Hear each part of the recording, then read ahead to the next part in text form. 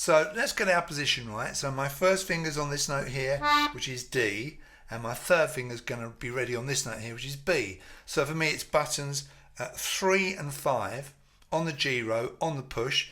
Now in this tune we've only got notes on the G row, which makes life a lot easier, doesn't it?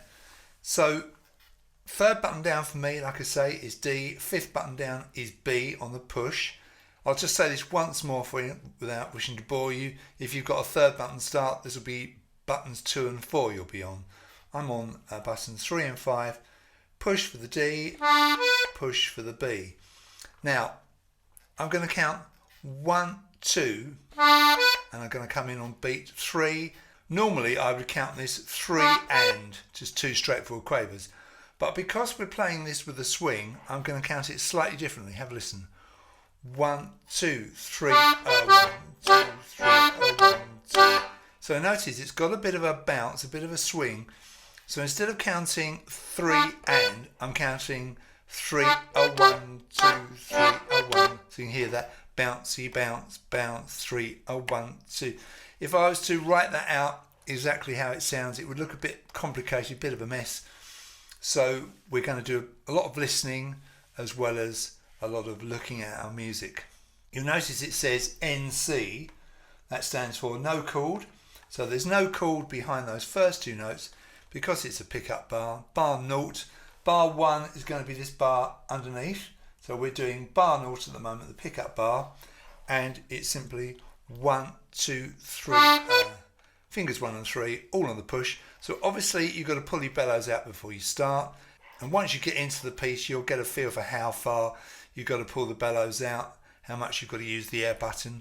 Obviously this will vary from Melodeon to Melodeon. This particular Hona Erica is in pretty good nick, so you know the bellows are still pretty nice and tight.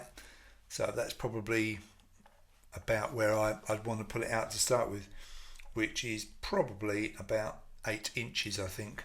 So that's our pickup bar done. Let's look at our first bar of the A section now. So it's this bar here, which is bar number 1.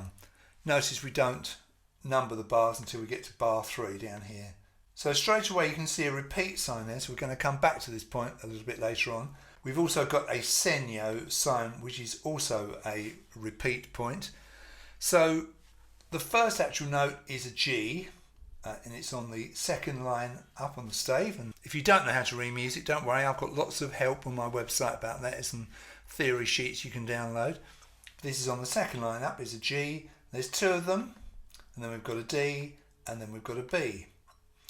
So for me, it's button 4 on the push, and I play that note twice, and then I play the first 2 notes, the 2 notes that I played in the pickup bar. So we've got crotchet, crotchet, quaver, quaver.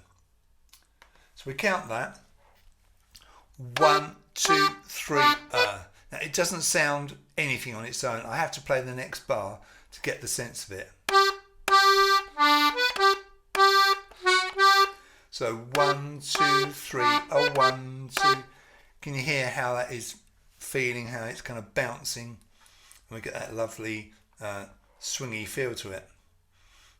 Now, G, for me, button 4, 2 of those.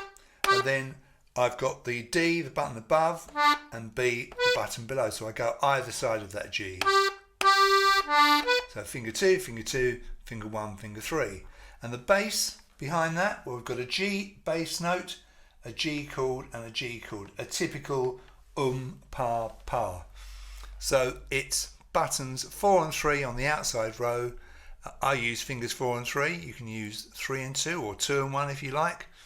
And it's button 4 once, button 3 twice. Pa, pa. G bass, G chord, G chord. And the G bass goes with that first G note.